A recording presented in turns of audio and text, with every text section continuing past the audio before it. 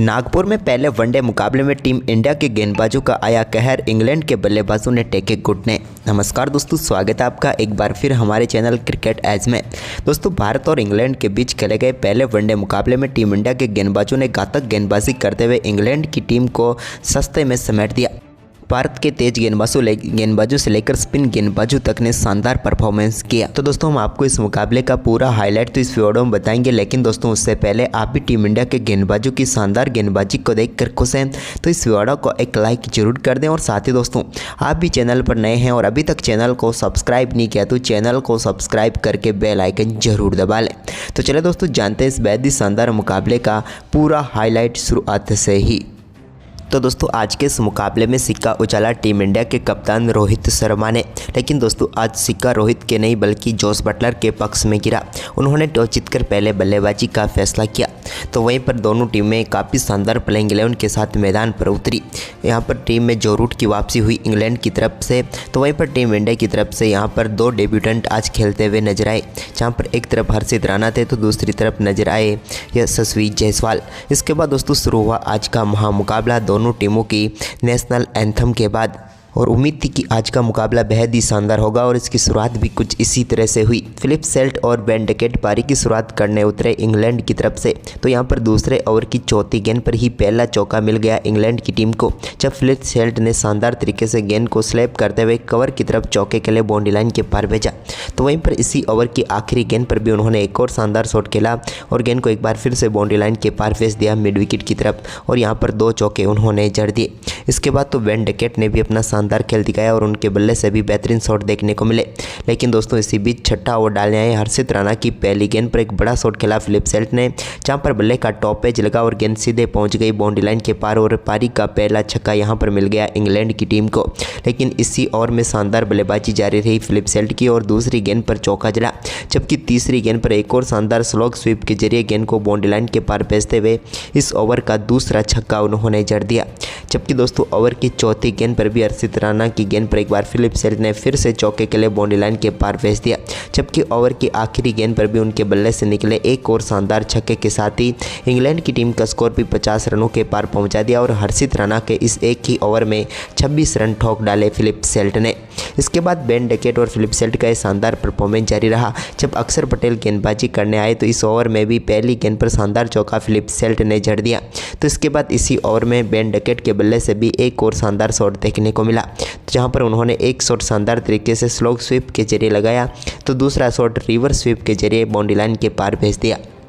लेकिन इसके बाद भारतीय टीम को पहली सफलता 9वें ओवर की 5वीं गेंद पर मिली, जब हार्दिक पांड्या की गेंद पर फिलिप सेल्ट ने कट शॉट खेला जिस पर वो दौड़कर 3 रन लेना चाहते थे, लेकिन श्रेयस अय्यर के शानदार थ्रो ने समाप्त की यहाँ पर फिलिप सेल्ट की पारी।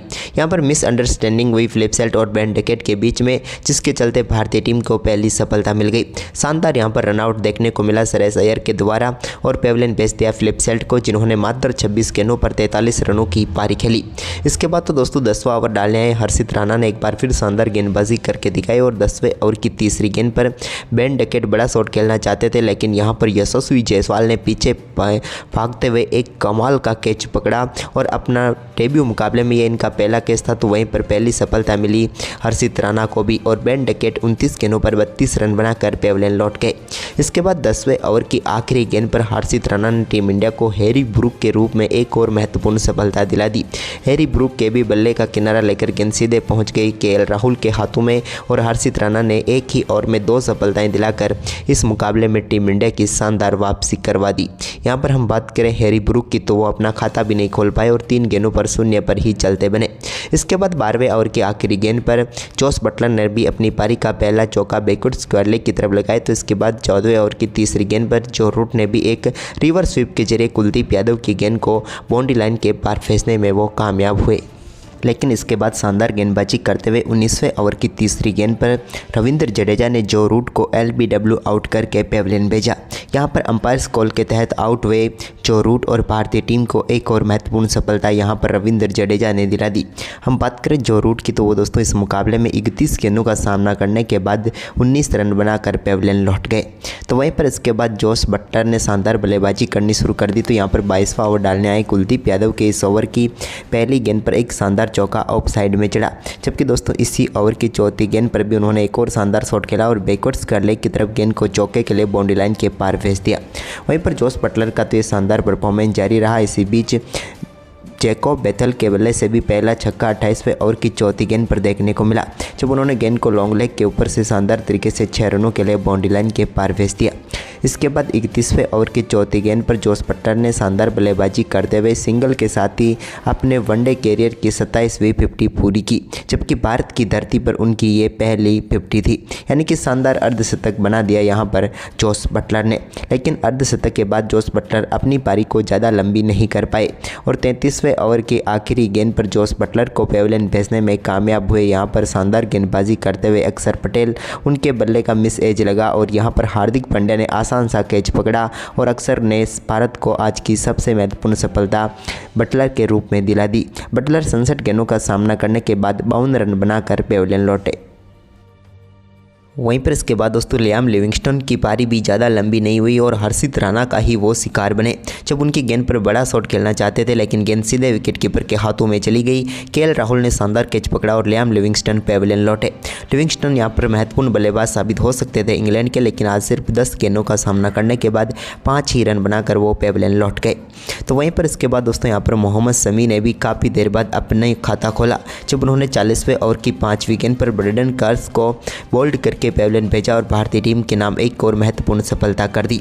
यहां पर 18 गेंदों का सामना करने के बाद 10 रन बनाकर पेविलियन लौटे ब्रेडन कार्स। तो वहीं पर इसके बाद दोस्तों जैकोब बेथल ने शानदार बल्लेबाजी करते हुए 42वें ओवर की 5वीं गेंद पर मोहम्मद शमी की गेंद को गैप में डाला और एक और शानदार चौका कवर की तरफ बटोर लिया। तो वहीं पर इसकी अगली ही गेंद पर उनके बल्ले से निकले सिंगल के साथ ही उन्होंने शानदार बल्लेबाजी करते हुए अपने वनडे कैरियर का दूसरा अर्धशतक पूरा कर लिया। बेथल की शानदार पारी यहां पर देखने को मिली, जहां पर एक महत्वपूर्ण मौके पर यहां पर टीम के लिए शानदार अर्धशतक उन्होंने पूरा कर लिया।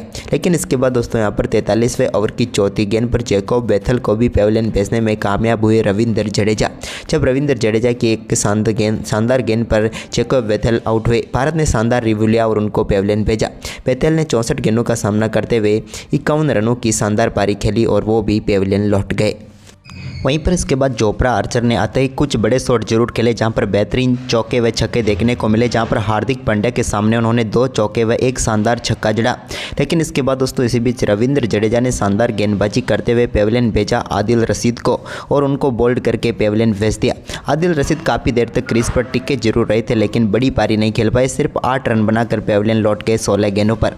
तो वहीं पर इसके बाद आखिरी विकेट कुलदीप यादव ने चटकाया, जब उन्होंने साकिब महमूद को स्टंपिंग आउट करवा कर पेविलियन भेजा और पूरी इंग्लैंड की टीम 248 रनों पर सिमट गई और भारतीय टीम की लाजवाब गेंदबाजी यहां पर देखने को मिली, जिसमें पूरी तरीके से भारतीय गेंदबाजों का दबदबा आज देखने को मिला।